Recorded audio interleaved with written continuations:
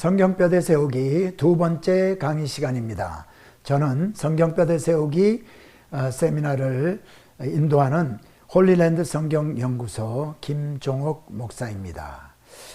혹시 여러분들 가운데 이 1강을 듣지 않고 바로 2강으로 접속하신 분들은 될 수 있는 한 1강을 먼저 들으시고 2강에 들어와 주시면 감사하겠습니다. 그리고 혹시 1강에 들으시고 우리 홀리랜드 성경연구소 웹사이트 들어가셔가지고 이 교재를 다운로드 하시기가 힘들었던 분 혹시 계시면 저에게 이메일로 알려주시기 바랍니다. 그러면 어떻게 해서라도 제가 프린트된 교재를 이렇게 보내드릴 수 있도록 연구를 해보겠습니다.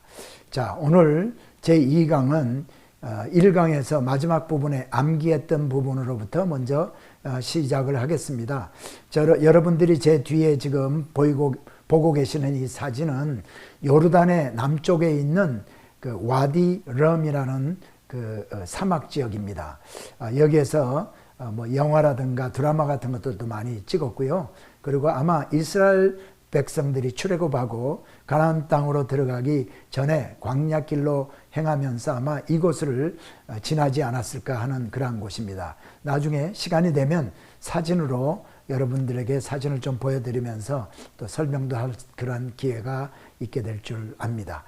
네, 그러면은 오늘 지난 강의했던 암기했던 거 먼저 시작을 하겠는데요. 네, 제 사진이 너무 좀 크게 나오는군요. 그래서 제가 한쪽으로 제 사진을 좀 몰아보겠습니다. 잠시 기다려 주시고요. 네. 자, 그러면 이제 2000 BC, 1500 BC, 1000 BC, 500 BC 제로 그 중요한 인물들 지난 시간에 암기해 주시기를 좀 부탁을 드렸습니다. 그럼 저와 함께 다시 한번 기억하시면서 다시 한번 암기하는 그 공부를 해보겠습니다. 2000 BC, 주전 2000년, 네, 아브라함 기억해 달라고 부탁을 드렸습니다. 1500 BC, 네, 여호수아, 1000 BC, 다윗, 500 BC, 다니엘, 제로 하면 예수님입니다. 자, 그리고 아브라함과 여호수아 사이에 400년의 중요한 사건, 400년 종살이가 있습니다. 그 다음에 여호수아와 다윗 사이에 400년, 사사시대 400년, 사사시대를 거쳐서 왕정시대가 시작이 되죠. 그래서 사울왕, 다윗왕, 솔로몬왕, 그 다음에 500년에는 다니엘이죠. 그래서 다윗과 다니엘 사이에 400년은 왕정시대 400년, 그리고 다니엘과 예수님 사이에 400년은 말라기 선지 이후에 400년 동안 하나님이 침묵하셨습니다. 그래서 침묵시기, 암흑시기라 이렇게 얘기를 하죠. 여러분 오늘 여러분과 함께 지금 공부하고 있는 이 도표를 머릿속에 좀 기억해 주시면 감사하겠습니다. 다시 한번 도표를 보죠. 네. 예, 2000 BC 아브라함, 1500 여호수아, 1000 다윗, 500 다니엘, 제로 예수님. 그리고 아브라함과 여호수아 또 각 500년씩 인터벌이 있는데 400년씩의 중요한 사건들이 있습니다. 첫 번째 400년은 종살이 400년, 두 번째 400년은 사사시대 400년, 세 번째 왕정시대 400년, 침묵시대 400년. 여러분 이걸 꼭 머릿속에 자기 거로 넣고 자기 거로 만들어 주시기를 부탁을 드립니다. 자, 그 다음 도표를 제가 보여드립니다. 이 두 번째 도표는 이 왕정시대 때, 왕정시대 때 이야기는 왕정시대가 어떻게 시작이 되었나, 그리고 어떻게 이 왕들이 서게 되었고, 그 다음에 북왕국과 남왕국으로 어떻게 갈라지게 되었고, 또 북왕국 남왕국이 누구한테 어떻게 언제 멸망을 당했는가 하는 것이 사무엘상하, 열왕기상하, 역대상하에 기록이 되어 있습니다. 그런데 그 안에 있는 내용들, 각 여러 왕들의 이야기가 많이 기록이 되어 있지만은 그 중요한 것들을 이렇게 도표로 만들었습니다. 그래서 이 도표를 한번 보시기 바랍니다. 사울왕, 다윗왕, 솔로몬왕 시대 120년을 우리가 통일왕국 시대다. 왜냐? 아직까지 나라가 갈라지지 않은 통일왕국이었기 때문에 우리가 이거를 통일왕국 시대다. 성경에는 통일, 분단 이 얘기가 없습니다. 그러나 우리가 편의상 통일왕국이라고 부릅니다. 자, 그런데 사울이 왕이 되고 나서 40년을 통치했습니다. 그 다음에 다윗 왕도 40년 통치입니다. 그리고 솔로몬 왕도 40년입니다. 너무 쉽죠? 40년, 40년, 40년. 이게 만일 38년, 42년, 무슨 또 39년 뭐 이렇게 됐다면 우리가 기억하기가 얼마나 힘들겠습니까? 하나님이 우리의 연약함을 아시고 우리의 부족함을 아시고 이렇게 쉽게 전부 만들어 놓은 거 너무나 감사하지요. 모세 일생을 보더라도 마찬가지입니다. 모세가 120세까지 살다가 신명기 마지막 장에 보면 모세가 죽는 이야기가 나오죠. 그런데 모세의 삶 120년 동안을 분류를 하면은요 40년, 40년, 40년입니다. 바로의 왕궁에서 애굽의 왕궁에서 40년을 살고 거기서 도망 나와서 미디안 광야에서 이드로 장인의 양들을 치는 목동으로서 40년을 살고 그 다음에 또 하나님께 부름을 받아서 애굽에 가서 이스라엘 백성들을 데리고 나와서 시나이 반도 안에 그 광야에서 40년 동안을 이스라엘 백성들을 인도한 삶이 40년입니다. 그래서 40년, 40년, 40년 이것도 120년이에요. 너무나 기억하기 좋습니다. 모세도 40년, 40년, 40년, 120년 또 통일왕국 시대도 사울왕 40년, 다윗왕 40년, 솔로몬왕 40년. 자, 그때를 그래서 120년을 통일왕국 시대다 이렇게 얘기를 하고요. 이제 솔로몬 왕의 아들이었던 르호보암 때에 와가지고요. 하나님께서 나라를 찢습니다. 그래서 북왕국 여로보암과 남왕국 르호보암, 여로보암, 르호보암. 여러분 이 또 북왕국 남왕국의 왕의 첫 번째 왕들의 이름이요 얼마나 또 비슷합니까? 여로보암, 르호보암. 이것도 우리가 기억하기 좋게 하나님이 이렇게 역사를 만드신 줄 믿습니다. 감사하시기 바랍니다. 네. 누구보다도 제가 기억력이 안 좋은 제가 감사를 많이 하고 있습니다. 그래서 여로보암 북왕국 르호보암 남왕국의 왕입니다. 자, 그래서 나라가 이렇게 갈라집니다. 우리 대한민국이 북한과 남한으로 이렇게 갈라진 것처럼 그래서 북왕국을 이스라엘이라고 부르고요. 남왕국을 유다왕국이라 이렇게 부릅니다. 그래서 여로보암이 통치하던 이스라엘은 원래 10개 지파 르우벤 지파와 유다 지파를 뺀 나머지 지파들이 거기에 포함이 되고요. 물론 유다 지파 안에 땅 분배받은 것을 보면 시므온 지파가 유다 지파 안에 포함이 되어 있기 때문에 그것도 포함이 물론 되겠죠. 그래서 북왕국 남왕국으로 갈라지는데 북왕국 이스라엘의 수도가 사마리아였습니다. 근데 사마리아가 이제 함락이 됩니다. 그게 주전 722년에 아수리아의 살마네살 왕에 의해서 함락이 되게 됩니다. 그래서 북왕국이 이제 멸망을 당하게 됩니다. 그때를 우리가 분단왕국이라 그러는데 그래서 이 이스라엘 북왕국 이스라엘은요 약 198년 동안을 존재하다가 이제 멸망을 당합니다. 호세아 왕 때. 그러니까 이제 남은 거는 유다 왕국 하나가 남죠. 유다 왕국 하나 혼자서 이 다닐 왕국이 136년 동안 이제 지속이 되다가 시드기야 왕 때 유다 왕국의 마지막 왕은 시드기야 왕이에요. 시드기야 왕 때 바벨론의 느부갓네살 왕에 의해서 멸망을 당합니다. 이때가 주전 586년입니다. 그래서 우리 죄종들은 특별히 북왕국이 멸망당한 거 722, 주전 722, 그 다음에 남왕국 유다 왕국은 주전 586 이것까지도 암기해 주시면 좋겠습니다. 그래서 이 단일 왕국은 136년 존재를 합니다. 그런데 여러분 여기에 도표 가운데 오른편 그 아래에 있는 그 도표 그림 삼각형 두 개가 있는 걸 좀 봐주시기 바랍니다. 여기 아수리아가 있고 바벨론이 있어요. 아수리아는 바벨론에 의해서 멸망당합니다. 그래서 아수리아가 부강했을 때 722 BC 주전 722에 북왕국 이스라엘을 멸망을 시키고요. 쇠퇴의 길을 걷다가 여러분 아수리아의 수도였던 니느웨가 이제 바벨론에서 함락이 되게 됩니다. 그래서 그때가 612, 주전 612입니다. 그래서 바벨론의 힘이 아수리아보다도 강해지니까 아수리아를 정복을 하는 거죠. 그래서 아수리아가 통치하던 그 영토를 바벨론이 이제 그 함락을 시키고요. 그리고 바벨론은 부강했을 때 586, 주전 586이 되었을 때에 유다 왕국을 멸망을 시키게 됩니다. 이때가 느부갓네살 왕이죠. 예, 이 도표를 여러분이 기억을 해 주신다면은 그래도 이제 성경 열왕기상하, 역대상하를 읽으면서 그래도 뼈대는 세우고 읽게 되는 거죠. 그래서 요거를 꼭 기억을 해 주시고, 그 다음 이제 제가 여러분에게 제가 제 그림 사진 때문에, 영상 때문에 도표가 여러분에게 잘 안 보였군요. 제가 제 얼굴을 잠시 빼겠습니다. 자, 여러분 여기 보이시죠? 아수리아 722 북왕국 멸망시킬 때고요. 그 다음에 아수리아가 쇠퇴하고 612 니느웨가 멸망당합니다. 여러분, 이 니느웨는 아수리아의 수도였어요. 우리가 잘 아는 대로 이스라엘의 선지자였던 요나를 하나님이 니느웨에 보내가지고 경고의 말씀을 전하게 합니다. 그러고 나서 얼마 후에 이제 이 니느웨는 바벨론에 의해서 멸망을 당하게 되죠. 그리고 이 바벨론은 또 586년에 예루살렘을 함락을 시켜서 유다 왕국이 멸망당하게 되는 겁니다.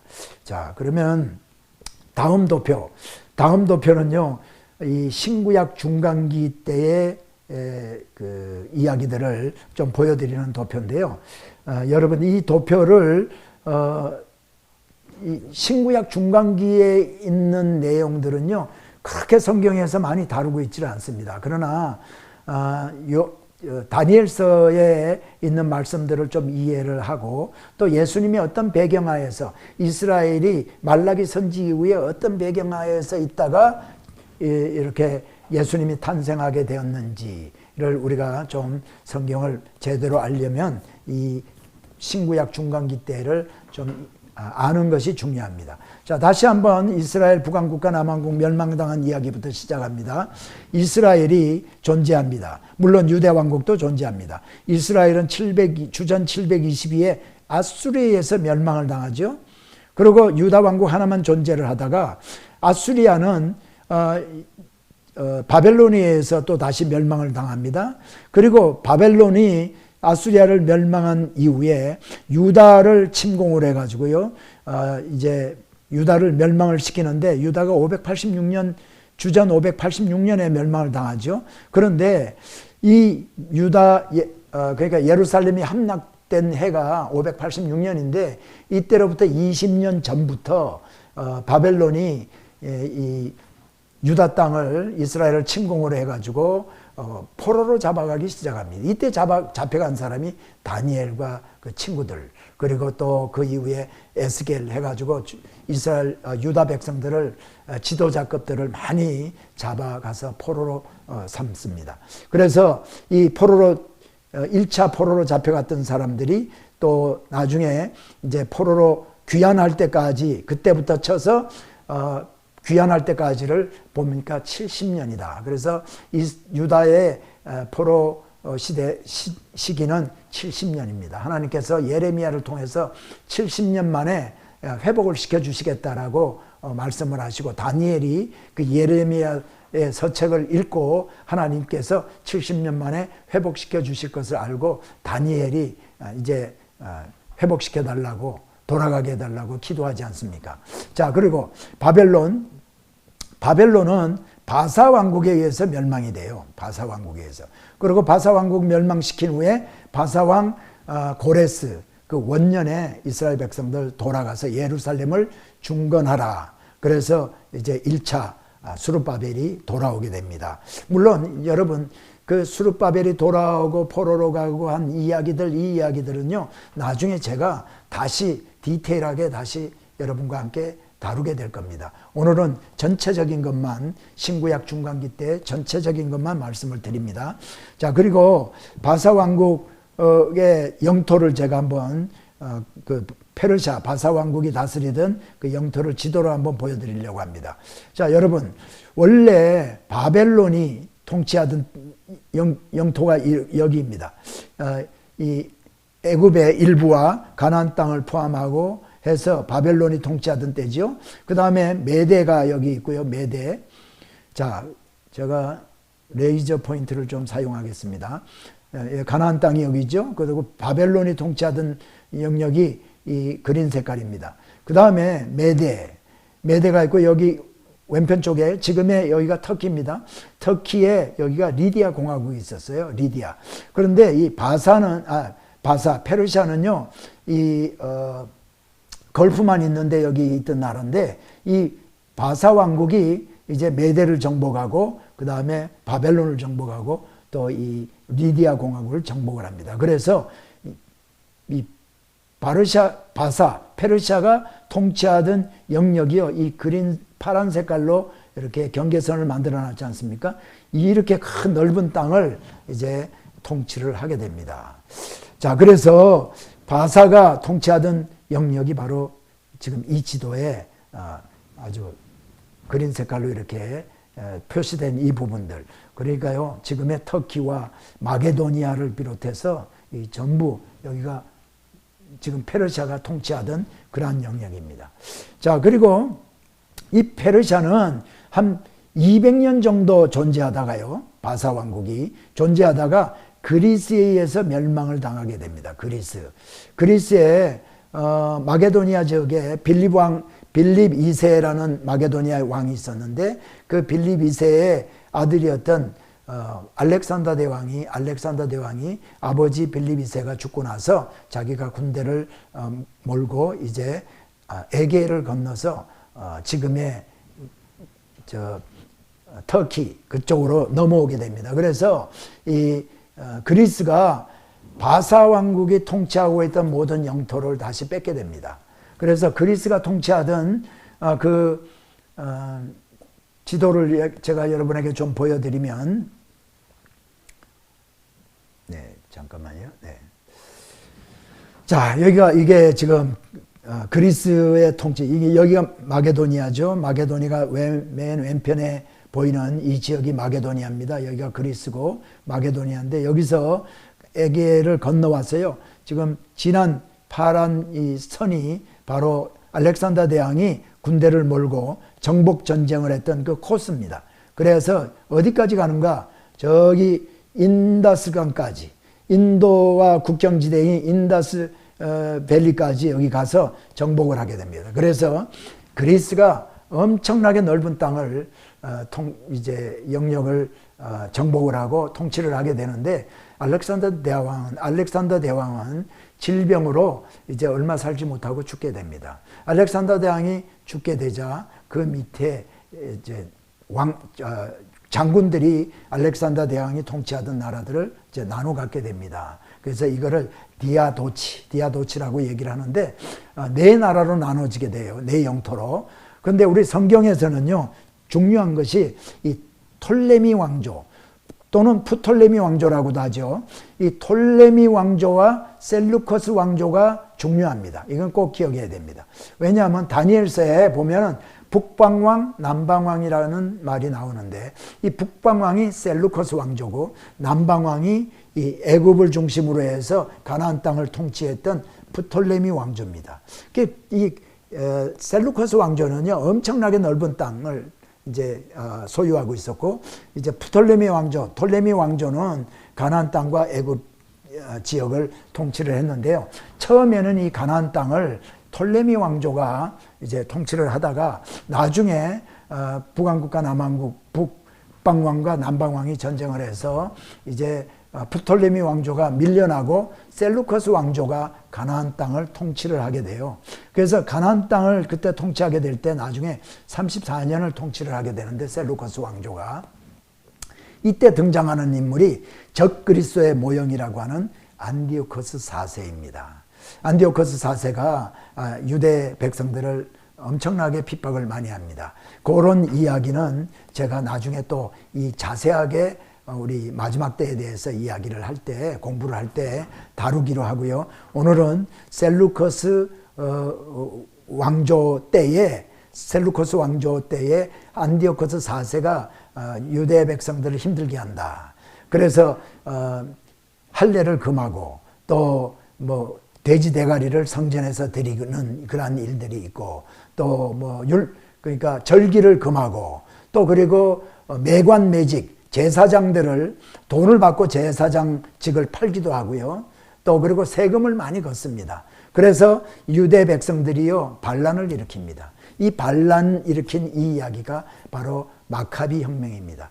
여러분, 반란을 일으켜서 성공하면 혁명이 되는 거예요. 그리고 성공하지 못하고 실패하면 반란이죠. 근데 이 제사장 가문에서 반란을 일으키게 되는데 주동을 해서, 이 주동한 인물이 이제 제사장 가문의 넷째 아들이었던 별명을 마카비라고 가지고 있던 사람입니다. 그래서 이 마카비 혁명에 성공해서 세워지는 나라가 하스모니안 왕조입니다. 철저하게 유대 백성으로서 유대 백성이 왕이 되어서 이제 이 유대 나라를, 이스라엘 그 가나안 땅을 이제 통치를 해서 한 100년 정도, 혁명에서부터 이 하스모니안 왕조가 이제 로마에 의해서 멸망당할 때까지 한 100년 정도가 되는데요. 이때 제사장 가문이 이제 왕조를 이루게 됩니다. 그것이 바로 하스모니안 왕조가 되겠고요. 그 다음에 하스모니안 왕조는 로마에 의해서 멸망을 당하는데, 이 디테일한 이야기도 나중에 제가 설명을 좀 드리겠습니다. 그러나 이때 헤롯의 할아버지 안티파테르, 아버지 안티파스, 그리고 헤롯이 있는데, 그 복잡한 이야기는 나중에 이제 제가 설명을 드리겠고, 이 하스모니안 왕조가 이제 하스모니안 왕조에서요, 이 이두메라는 지역을 이 헤롯의 할아버지인 안티파테르에게 통치를 하도록 맡겼습니다. 그러다가 그 아들 때에 와가지고 다른 바데라는 나라하고 작당을 해가지고 이 하스모니아 왕조를 몰아내려고 그러다가 실패를 하게 됩니다. 그래서 헤롯 대왕의 아버지도 죽게 되고, 헤롯이 애굽을 통해 가지고 로마까지 도망을 가게 됩니다. 그런데 로마에서 원로원의 허락을 받고 인정을 받고, 이 헤롯이 이제 로마 군병들 폼베이와 함께 이제 가나안 땅에 들어오게 되죠. 군병을 이끌고, 로마 군사들을 이끌고. 그래서 하스모니안 왕조가 이제 멸망을 당하게 되고 로마의 통치가 시작이 됩니다. 그러니까 로마에서 이 헤롯 대왕을 세워서 통치를 하게 되는 거죠. 궁극적으로는. 그래서 이 로마 시대의 배경 아래에서 헤롯 대왕 때에 우리 예수님이 이 땅에 탄생을 하게 되는 겁니다. 자, 여기까지가 신구약 중간기 때의 간단한 이야기입니다. 별로 이렇게 여러분 복잡하지 않으셨으리라 생각합니다. 지금 혹시 뭐 들은 것도 또 이렇게 기억이 잘 안 나고 그러더라도요, 그렇게 중요한 건 아닙니다. 그러나 나중에 다니엘서를 이해하고 또 예수님 탄생이 어떤 배경하에서 있었는지 이런 것들 공부할 때 좀 필요하기 때문에 그때 가서 깊이 좀 다루기로 하고, 오늘은 이 정도 해서 넘어가고요. 그 다음에 물론 이제 왕정시대 400년이 없어지고 그 다음에 침묵시대 때 있었던 이야기들이죠, 이것이. 자, 그 다음에 보여드리는 이 도표는 예수님의 그 사역기간, 또 복음이 전파되던 사도들이 복음을 전했던 그러한 시대의 정치적인 배경을 여러분에게 좀 보여드리려고 하는 겁니다. 자, 헤롯 대왕이 여기 있습니다. 헤롯 대왕은 주전 37년부터 주전 4년까지 이제 가나안 땅을 통치를 하게 됩니다. 그런데 헤롯 대왕이 죽기 직전에 예수님이 탄생하죠. 누가복음에 보니까 예수님 탄생한 이야기가 나옵니다. 그래서 BC 4년 그때 예수님이 탄생을 하고 얼마 있지 않다가 헤롯 대왕은 죽게 되죠. 우리가 잘 아는 대로 헤롯 대왕이 이제 동방박사에 의해서 왕이 태어났다라는 것을 듣고 이 헤롯 대왕이 사내 아이들을 다 죽입니다. 어린 아이들을 다 죽이려고 그럴 때 천사가 마리아와 요셉에게 현몽을 해서 이제 이 마리아와 요셉이 예수님 아기 예수를 데리고 애굽으로 도망갔다가 헤롯 대왕이 죽었다는 얘기를 천사가 알려줄 때에 이제 예수님 부모가 예수님과 함께 나사렛으로 다시 돌아가는 이야기가 누가복음에 기록이 되어 있습니다. 이때 이 로마의 그 황제는 아구스도 황제입니다. 아구스도 황제 때에 호적하라는 영을 내려 이 아구스도는요 영어로 아우구스투스죠. 근데 이 사람의 본래 이름은 옥타비아누스입니다. 옥타비아누스, 시자, 줄리어스 시자의 양자죠. 그래서 하여튼 아구스도 황제 때 그런 일이 있었다. 그리고 누가복음에 이제 쭉 이제 예수님의 유년기가 있고 나중에 이제 예수님의 공생의 사역 기간이 이렇게 있습니다. 그런데 헤롯 대왕이 죽고 나서 가나안 땅은 누가 통치를 하는가 하면 헤롯의 세 아들이 나누어서 통치를 하게 됩니다. 물론 로마가 그렇게 하도록 허락을 했겠죠. 유대 땅은요 아켈라오가 통치를 합니다. 아켈라오. 그러니까 BC 4년부터 주전 4년부터 주 6년까지니까요 한 10년 동안 통치를 합니다. 그리고 드라고니와 이두레라는 곳은 빌립이 통치를 합니다. 빌립, 헤롯의 아들이죠. 그 다음에 또 갈릴리 지역과 베레아 지역은 안티파스 또는 안디바라고 그러죠. 한글 성경에는 이 안티파스가 통치를 하게 되는데 제가 이 유대 땅 그리고 드라고니와 이두레 그 다음에 갈릴리와 베레아 여러분이 제가 이렇게 지도를 여러분이 잘 모르시면은 이렇게 통치를 나눠서 했다 하면 잘 기억을 잘 못하시고 또 이게 어딘가 이렇게 궁금해하실 수도 있습니다. 그래서 제가 여러분에게 예수님 당시 때의 지도를 좀 보여드리겠습니다. 자, 이 지도가 예수님 당시 때에 이 세 분봉왕들이 통치하던 곳인데요. 지금 여러분 이 주황색 이 지역 유대 땅입니다. 유대와 여기 유대 땅이라고 하지만 유대와 사마리아를 포함한 거예요. 여기는 바로 이 아켈라오가 통치를 했어요. 큰아들 아켈라오가 통치를 하고요. 그 다음에 제가 두 번째로 말씀드린 게 빌립이 통치하던 데가 이 갈릴리 호수가 여기 있고 사해 바다가 여기 있는데요. 이 갈릴리 호수의 동쪽 지역에 여기가 이두레 드라고니 또 이 지역입니다. 그래서 이 지역을 바로 빌립이 통치를 했다. 여기 아니에요. 나중에 설명을 또 제가 드리겠지만 가이사라 빌립보가 여기 있습니다. 가이사라 빌립보. 이 가이사라 빌립보라는 이름이 로마 황제가 가이사 아닙니까? 그 가이사에다가 이 빌립이 자기가 여기다가 이 도시를 세웠기 때문에 가이사라 빌립비. 그래서 이 자기 이름만 집어넣으면은 또 가이사 로마 황제에게 좀 불충하게 되는 것 같으니까 가이사 이름을 좀 이렇게 집어넣고 자기 이름을 거기다 집어넣었죠. 그 다음에 안티파스. 이 안티파스가 통치하던 영역은 갈릴리와 베레아라고 했습니다. 이 갈릴리 지역은 이 갈릴리 호수의 서쪽에 위에 부분과 아래 부분. 그래서 어퍼 갈릴리, 로어 갈릴리 그렇게 얘기하는데 이 갈릴리 지역을 통치를 했고요. 그 다음에 이 베레아 지역이 바로 여기입니다. 베레아. 그래서 물론 이 베레아가 있고 베레아가 있어요. 이 사도행전에 나오는 베레아는 사도 바울이 2차 전도행, 3차 전도행 때 거쳐갔던 마게도니아 지역이고요. 여기는 이 베레아라는 곳은 이 요단 동편 옛날 베다니가 있었고 그 다음에 그 모압과 저기 다른 그 유대 지파가 아니죠.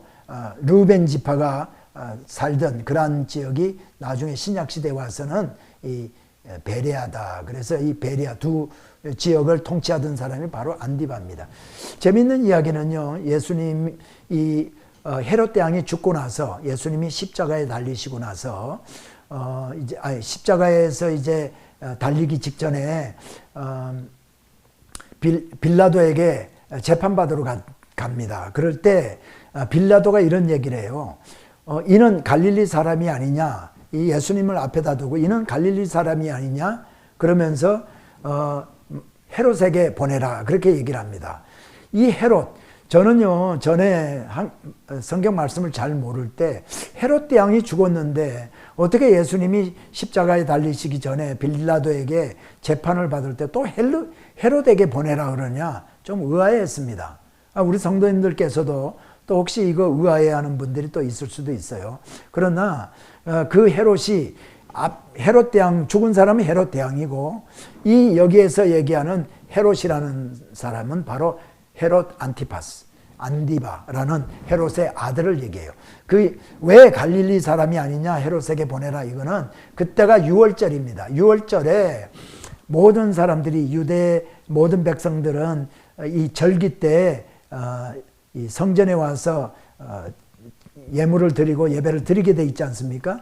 그러니까 그때 헤롯 대왕이 이제 갈릴리와 베리아를 통치하는 왕이었지만은 6월절을 지내기 위해서 이 예루살렘에 와 있었을 때입니다. 그렇기 때문에 이게 갈릴리 사람이니까 내가 재판에서 내가 이렇게 부담을 느낄 게 아니라 헤롯 안티파 갈릴리를 통치하는 그 헤롯에게 보내. 그리고 자기 책임을 면하려고 그렇게 했던 것입니다. 자, 그리고 잠시 이제 지도를 제가 보여드렸습니다. 그리고 이제 예수님이 이제 십자가에 달리실 때 누가복음의 마지막 부분에 가면 예수님 십자가에 달리시는 이야기가 나오죠. 그때 보면은 이제 갈릴리 베레아 지역은 안티파스, 제가 조금 전에 얘기했던 그 안티파스가 통치를 했고요. 드라고니 이두레 지역은 스틸 빌립이 통치를 했고 유대 지역은 빌라도가 통치를 합니다. 총독, 로마에서 총독을 보내서 통치를 할 때였습니다. 왜 그런가 하니까요.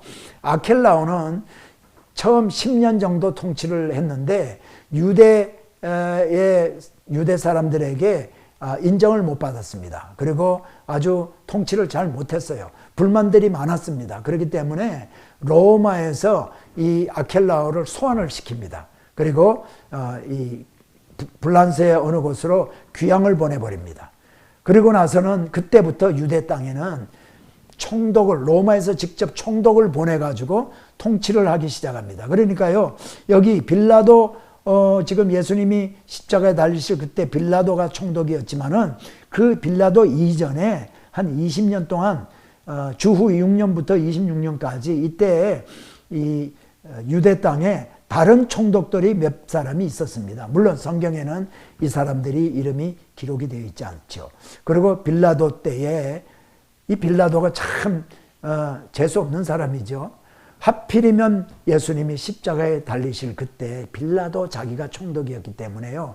오늘날까지도 우리 모든 그리스도인들이 사도신경을 고백할 때 빌라도에게 고난을 받아서 십자가에 못 박혀 죽으시고 계속해서 우리가 이 신앙 고백 가운데 빌라도는 나쁜 사람으로 예수님을 십자가에 못 박은 사람으로 이렇게 이름이 오르락내리락 하니까 얼마나 참 허무한 그런 사람입니까? 저는 그래서 재수 없는 사람이다 이렇게 얘기를 합니다. 자, 그때 로마의 황제는 타이베리어스, 영어로는 디베리아가 황제였습니다. 이 디베리아가 신약 성경에도 사도행전에도 보면요 디베리아라는 이름이 등장을 합니다. 디베리아 때에 이제 큰 홍수가 가뭄이 있었다는 이야기도 성경에 기록이 되어 있죠. 자, 그 다음에 사도행전의 9장에 가서 사도 바울이 이제 하나님께서 사도 바울을 이제 만나게 되죠. 원래는 이 사람은 예수 믿는 사람을 잡으러 다니던 사울이라는 사람이었는데 예수님을 만나고 예수님의 제자가 되어서 복음을 증거하게 됩니다. 자, 우리가 사도행전 공부하게 되면서 또 이제 디테일하게 보겠습니다. 그러나 1차 전도행을 이제 또 가게 되는데 1차 전도여행 때는 글라우디오 황제가 로마의 황제였다. 그리고 또 2차 그리고 1차 전도여행은요 사도 바울이 이 구브로 섬을 거쳐서 갈라디아 지방에 가서 복음을 증거하다가 이제 돌아오죠. 그리고 바로 2차 전도 여행을 가게 되는데요. 2차 전도 여행은 이제 갈라디아 지방을 거쳐 가지고 에베소를 아시아 지방으로 가려고 했다가 하나님이 그것을 허락하지를 않습니다. 성령이 허락하지 아니고 예수의 영이 허락하지 않음으로 말미암아 거기로 가지 못하고 드로아로 가서 드로아에서 이제 환상을 보게 됩니다. 마게도니아 사람이 와서 우리를 도와주세요. 그래서 마게도니아를 가서 고린도까지 갔다가 이제 돌아오게 되죠. 그게 바로 2차 전도 여행입니다. 물론 제가 사도행전 할 때 1차 전도여행, 2차 전도여행을 깊이 다루면서 그 여행 중에 또는 여행을 갔다 와서 기록한 바울 서신서도 어디에서 언제 왜 어떤 목적으로 그 서신서를 쓰게 되었는지도 함께 공부를 할 겁니다. 자, 그리고 3차 전도여행을 다녀옵니다. 3차 전도여행도 고린도까지 가서, 고린도 가기 전에 물론 에베소에, 이번에는 에베소를 가게 됩니다. 3년 동안 거기서 사역을 하고 드로아를 거쳐서 에베소까지 가서 3개월 동안 있다가 육로로 돌아오다가 아소라는 곳에서 배를 타고 돌아옵니다. 그리고 제일 첫 시간에 제가 말씀드렸던 것처럼 밀레도에 갔다가 에베소 교회의 장로들을 불러서 고별 설교까지 하고 이제 가이사라를 거쳐 예루살렘까지 가게 되는데 거기에서 예루살렘에서 감옥에 갇히게 됩니다. 그래서 그때 그 천부장이 사도 바울을 가이사라로 보내게 됩니다. 가이사라는 총독부가 거기에 있기 때문에 글로 보내게 되는데 그때 총독이 누군가 하면요. 벨릭스라는 사람이 총독입니다. 벨릭스. 그래서 거기에서 이제 2년 동안 감옥 생활을 하다가 벨릭스 총독이 그만두고 베스도라는 총독 때에 이제 다시 이제 베스도가 벨릭스의 총독 자리를 인계를 받게 되는데 베스도 총독 때에 사도 바울이 나는 가이사 앞에 가서 재판을 받겠다 그래서 로마로 이제 압송이 되어지게 됩니다. 그래서 이제 로마로 압송되어 가는 것이 바로 지금 여기 노란 표시 다시 해드리는 이 부분이고요. 로마로 압송되어서 로마에서 감옥 생활을 2년 동안 감옥 생활을 합니다. 이 부분이 지금 2년 동안 감옥 생활을 하는 데죠. 사도행전 마지막 절에 보면은 이태 동안 2년 동안 감옥 생활을 하면서 자기를 찾아오는 사람들을 자유롭게 만나고 그리고 그 사람들에게 복음을 전한 이야기로 사도행전은 끝이 나게 됩니다. 자, 사도행전에서는 사도 바울이 풀려나거나 다시 또 갇히게 되는 이야기를 하지 않습니다.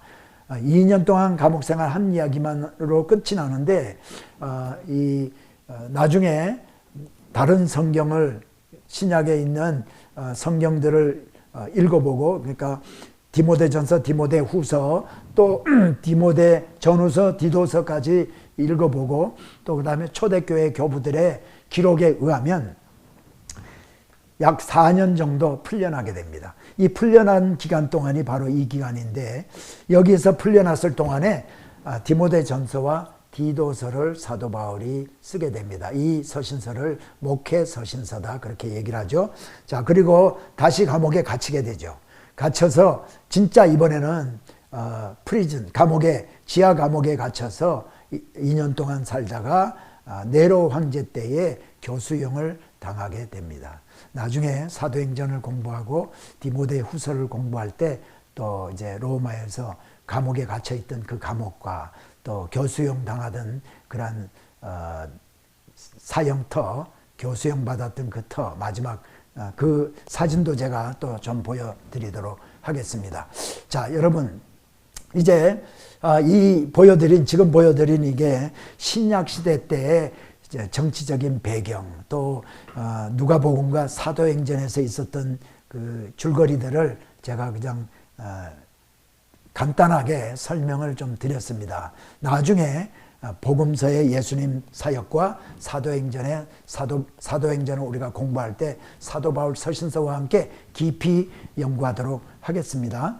자, 그래도 대충 그 당시에 로마에는 어떤 황제들이 있었고 또 총독에는 빌라도 총독, 벨릭스 총독, 베스도 총독 이런 총독이 있었다는 거 기억하시기 바랍니다. 그 다음에 누가복음과 사도행전은 한 권의 책이라고 해도 과언이 아닙니다.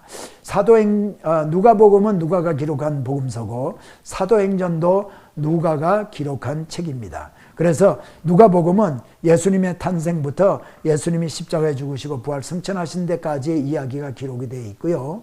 그 다음에 사도행전은 부활 승천하시기 직전에 예수님이 말씀하신 대로 너희는 성령 받을 때까지 예루살렘을 떠나지 말라. 그리고 너희가 성령이 너희에게 임하면 너희가 권능을 받고 예루살렘과 유대와 사마리아 땅끝까지 이르러 내 증인이 되리라 하고 말씀하신 예수님이 마지막에 제자 사도들에게 말씀하신 이 말씀이 어떻게 이루어졌는가, 예루살렘과 유대와 사마리아와 땅끝까지 복음이 어떻게 증거됐는가 하는 것을 누가가 의도적으로 기록한 책이 바로 사도행전입니다.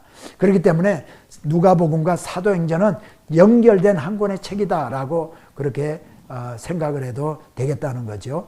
자, 그래서 이 도표를 이제 보여드리는 것으로 다음 슬라이드로 넘어가겠는데요.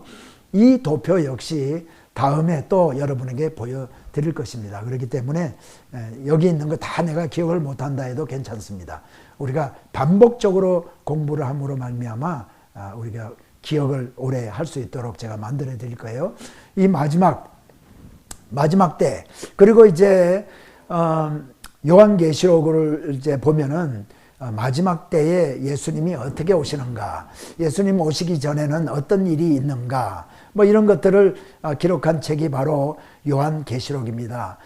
주님이 사도 요한이 이제 밤모섬에 귀양가 있을 때 또 환상을 보여주셔가지고 이렇게 7교회에다가 편지도 쓰게 하시고 또 마지막 때에 있을 일들을 보여주었습니다. 이것을 우리가 이제 마지막 때에 있었던 이야기를 도표로 지금 제가 여러분에게 보여드리는데, 여러분 이것만이 아니라 또 다른 그 마지막 때 제가 보여드리는 이 과정을 거쳐서 마지막 때가 이루어지는 것이 아니라 다른 과정이다라고 요한계시록을 다르게 해석하는 분들의 또 종말론적인 설명이 있습니다. 신약이 신학이 있다는 얘기죠. 그런데 제가 나중에 신약 마지막 때가 되거나 또 구약을 마치게 될 때쯤 돼서 여러 가지 이론들, 학설, 신학을 좀 종말론적인 신학을 제가 여러분에게 설명을 해 드릴 겁니다. 거기에는 전천년설이 있고요. 전천년설 가운데서도 환란 전 휴거설, 환란 후 휴거설, 그 다음에 후천년설, 무천년설 해서 크게 나누면 4가지, 크게 나누면 3가지고 전천년설을 2가지로 이제 나누면 전천년설 중에서도 환란 전 휴거설, 환란 후 휴거설로 나누게 됩니다. 지금은 전체적인 걸 좀 설명하는 그 시간인데요. 제가 디테일하게 4가지 모든 이론을, 학설을, 신학을 말씀을 드리지 않고요. 한 가지 제가 옳다고 생각하고 믿고 있는 이 환란 전 휴거설에 대해서만 제가 설명을 좀 드리겠습니다. 자, 이렇게 나눠지는 데는 이유가 있어요. 어떤 이유가 있는가 하면은 이 요한계시록에 나오는 환란, 7년의 대환란을 어떻게 보느냐에 따라서 나누어지는데요. 저는 이것이 아직까지 이루어지지 않았다. 사도 요한 때에도 미래였고 우리들에게도 아직 미래다. 나중에 미래에 이루어질 것이다. 이렇게 보는 뷰입니다. 그래서 이걸 futuristic view다라고 얘기하기도 하고요. 또 요한계시록을 문자적으로 해석하는 사람들이 이 뷰를 가지고 있습니다. 그리고 이제 과거에 이루어졌어. 대환란을 기록하고 있는 요한계시록의 그 내용들은 예전에 AD 70년, AD 140년 이때에 이미 다, 특별히 AD 70년에 다 이루어졌어라고 얘기하는 분들이 있어요. 이 과거적인 해석 방법이죠. 그래서 이걸 프리테리스트 뷰다 이렇게 얘기를 하는데요. 이런 사람들의 뷰, 또 그래서 다른 이론이 나오고요. 또 이제 무천년설, 이거는 이 상징적으로 요한계시록에 보여주고 있는 모든 재앙들, 이런 것들은 선이 악을 궁극적으로 이긴다. 궁극적으로 선이 악을 이긴다라는 것을 그림 언어로 보여준, 상징적으로 보여준 쓴 책이 바로 요한계시록이다. 이렇게 해서 상징적으로 해석을 하는 비유가 있어요. 이거 무천년설입니다. 자, 그래서 그 나중에 제가 여러 가지 종말론적인 요한계시록을 해석하는 다르게 해석하는 그 비유를 제가 나중에 설명을 드리겠고요. 이번에는 전천년설 가운데서도 환란전 휴거설을 제가 설명드리고 간단히 설명드리고 오늘 강의를 마치려고 합니다. 자, 주님이 언젠가 우리가 시집가고 장가가고 일하고 잠자고 있을 때에 언제 오실지 모르고 그냥 이렇게 있을 때 주님이 공중에 재림하십니다. 이것이 바로 성경에 기록이 되어 있죠. 그때 예수 안에서 죽은 자들이 부활을 하게 됩니다. 그것이 데살로니가 4장 13절로부터 18절에 기록이 되어 있고 고린도 전서 15장 51절로부터 58절에 이 부활, 죽은 자들이, 성경에는 이렇게 얘기하죠. 자는 자들이 일어나는 것을 얘기합니다. 왜 자는 자들이라고 얘기를 했는가? 물론 육신은 죽었습니다. 그러나 그들이 부활할 것이기 때문에 사도 바울은 잔다라고 이렇게 표현을 했죠. 살아있는 자들도 결코 죽은 자들보다 앞서지 못한다라고 얘기하면서 먼저 잠자는 자들이 일어난 후에 그 다음에 우리가 살아있는 자들이 들림받는 것을 얘기를 하고 있어요. 그것이 바로 휴거입니다. 휴거, 들림받는 거. 영어로는 랩처라고 그러는데, 자, 예수 믿는 사람들이 이제 죽지 않고 살아있을 때 주님이 공중에 재림하면 우리는 들림을 받습니다. 그래서 이 땅에는 7년 대환란이 있게 되고요. 예수 믿는 사람들은 부활하고 또 휴거를 해서 공중에 가서 주님과 함께 이제 7년 동안 혼인잔치를 한다. 요한계시록 19장에 나오죠. 그런데 여기서 혼인잔치란 무엇을 얘기하는가? 우리가 실제 그들 예수님과 함께 웨딩 마치를 하는 것이 아니고 유대 백성들, 이스라엘 백성들은요, 이 혼인잔치를 7일 동안을 하게 되는데 이때를 가장 행복한 시기라고 여깁니다. 그렇기 때문에 우리가 부활하고 또 휴거해서 주님과 함께 7년 동안 아주 행복한 그러한 기간을 우리가 갖게 된다는 의미에서 혼인잔치라고 표현을 하고 있어요. 그리고 이 땅에는 7년 환란이 이루어지는데 이 7년 환란 기간 동안에 요한계시록에서 기록하고 있는 이 인의 재앙, 7가지 인의 재앙, 7가지 나팔의 재앙, 그 다음에 7가지 대접의 재앙이 있게 됩니다. 그래서 3가지 인의 재앙, 나팔의 재앙, 대접의 재앙이 떨어지게 되는데 이 대접의 재앙 마지막 7번째 대접의 재앙이 떨어질 때는요, 극심한 재앙입니다. 그래서 이때 7년 환란 기간을 맞이하고 있는 사람들은 이때 그 마지막 대접의 재앙이 떨어질 그때의 징조를 보면, 야, 진짜 이제는 세상 끝날이구나, 주님이 오실 때 다 됐구나 라고 여길 수 있는 거죠. 물론 7년 환란을 겪으면서 예수 안 믿는 사람들은 그런 징조를 보고도 알지 못하겠죠. 그래서 성경은요, 2가지 주님의 재림을 얘기합니다. 한 번은 도적같이 오시는 주님, 그 다음에 징조를 보면 주님이 오실 것을 징조를 보고 알 정도로 징조를 보여주면서 오시는 주님. 그래서 주님이 2번 오시는 것을 우리가 성경에서 얘기하고 있다라고 이 비유를 가진 사람은 그렇게 설명을 할 수가 있는 거죠. 그래서 7년 환란을 겪으면서도요, 이제 순교한 사람들이 나옵니다. 요한계시록에 보면 순교한 2증인도 나오고요. 그 다음에 순교하고 흰 옷을 입은, 흰 두루마기를 입은 사람들이 또 성경에 기록이 되어 있는데, 이 사람들이 다 7년 환란을 겪으면서 예수 믿게 돼서 또 그래서 순교한 사람들이죠. 자, 그런데 7년 환난 끝날에 우리 주님께서 이 땅에 지상에 재림을 하게 되는데, 지상에 재림을 해서 할 때에 이 7년 환난을 겪으면서 숭배한 사람들이 부활을 하게 됩니다. 그래서 이분들도 천년 왕국에 들어오게 되는 거죠.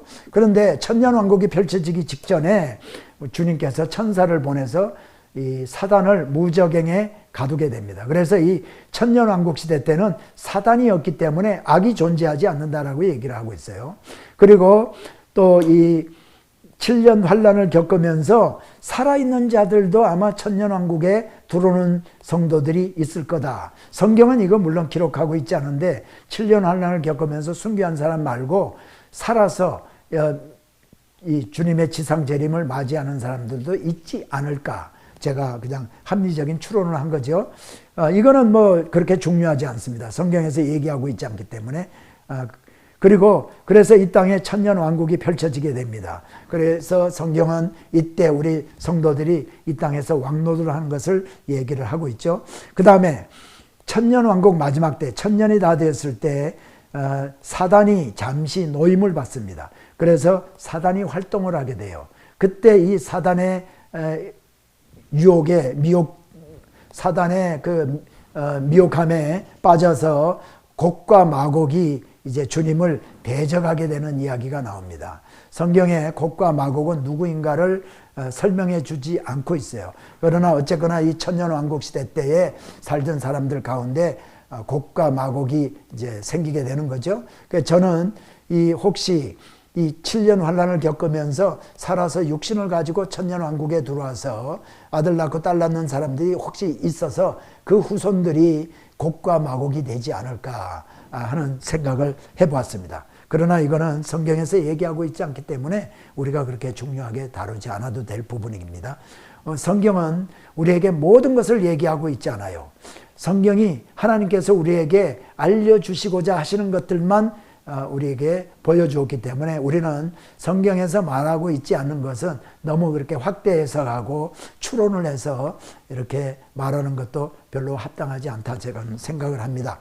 자, 그래서 이 사단이 활동해서 곡과 마곡이 일어나서 주님을 대적하는 일이 있지만은 주님이 이제 그 물리치시고 그 다음에 이 땅에는 최후의 심판대, 백보자 심판대가 펼쳐지게 됩니다. 그래서 누구나 이 앞에 가서 자기의 한 공과대로 벌을 받거나 또 상급을 받게 되죠. 그런데 이때 최후의 심판대 앞에 펼쳐지게 됐을 때요, 지금까지 예수 믿지 않고 죽은 모든 사람들이 부활하게 됩니다. 그러니까 이때 불신자들도 육신을 입고 부활을 하게 돼요. 물론 우리가 죽으면 불신자나 예수 믿는 사람이나 주님 오시기 전에 죽게 되면은 육신은 땅에 묻히고 우리의 예수 믿고 죽은 사람의 영혼은 낙원에 가 있게 되고 또 예수 믿지 않고 죽은 사람들의 영혼은 음부에 가 있다가 이제 육신의 부활을 하게 되는 겁니다. 아까 제가 예수 믿고 죽은 사람들 부활할 때도 이거 육신의 부활이에요. 그 다음에 7년 환난을 거치면서 순교한 사람들도 육신의 부활입니다. 또 마지막 때에 부활하는 불신자들도요, 육신의 부활입니다. 그래서 육신을 가지고 부활을 해서요, 이들은 예수 믿지 않기 때문에, 성령 받지 않았기 때문에, 또 생명록에 이름이 기록이 되어 있지 않기 때문에 모두 같은 얘기죠. 그들은 영원한 불못에 빠진다라고 얘기를 하고 있습니다. 이 영원한 불못이 바로 지옥입니다. 성경은 이렇게 얘기하고 있습니다. 이것을 둘째 사망이라고. 육신의 죽음을 맞이한 것이 첫째 사망입니다. 예수 믿는 사람, 예수 믿지 않는 사람, 첫째 사망은 다 경험을 하게 돼 있어요. 그러나 우리 예수 믿는 사람들은 둘째 사망을 경험하지 않습니다. 둘째 사망에 참여하지 아니하는 자는 복이 있나니. 우리는 둘째 사망에 참여하지 아니하고 이때 우리는 영원한 천국에 가서 영생하게 될 줄 믿습니다. 그래서 이 새하늘 새 땅, 예수 믿는 사람, 그 생명록에 이름이 기록이 되어 있는 사람, 그리고 성령 받은 사람, 하나님의 자녀, 천국 백성, 또 의로운 자, 또 다 같은 얘기죠. 이 사람들이 바로 새하늘 새 땅에 들어가서 살게 되는데 이 새하늘 새 땅이 바로 천국입니다. 우리는 영원한 천국에 가서 살고 예수 믿지 않는 사람은 예수 믿지 않았기 때문에 영원한 형벌을 받아서 영원한 불못에 떨어져 지옥에 떨어져서 불로 소금치듯 불로 이렇게 고통을 받게 된다는 것이 성경에서 얘기하고 있는 것입니다. 그래서 오늘 이걸로 2강을 마치겠는데요. 자, 다음 3강째 들어가서는 우리가 이스라엘 땅에 대해서, 약속의 땅 이스라엘에 대해서 좀 공부를 할 겁니다. 이스라엘에 대해서 전체적인 개관을 좀 공부를 하고, 그 다음에 이제 성경으로 직접 들어가서 모세 오경 전체적으로 한번 다루고요. 그 다음에 창세기부터 쭉 해서 신명기까지 모세 오경을 마치고, 그 다음에는 여호수아 가나안 땅에 입성하는 이야기 이렇게 계속해서 쭉 나가게 되겠습니다. 오늘 여러분 저와 함께 2강 공부하느라고 수고 많이 하셨고요. 지금 시간을 보니까 시간이 47분이기 때문에요. 거의 1시간을 했네요. 50한 7분 정도를 한 것 같은데 45분 정도에 마치려고 했는데 하다 보니까 이렇게 자꾸 시간이 길어졌습니다. 45분에 좀 마치도록 노력을 하겠는데요. 좀 시간이 길어졌다 할지라도 여러분 인내하시고 끝까지 또 그리고 3강에서 여러분 뵙겠습니다. 여러분 잘 계시다가 평안히 계시다가 3강에서 여러분 다시 뵙겠습니다. 감사합니다.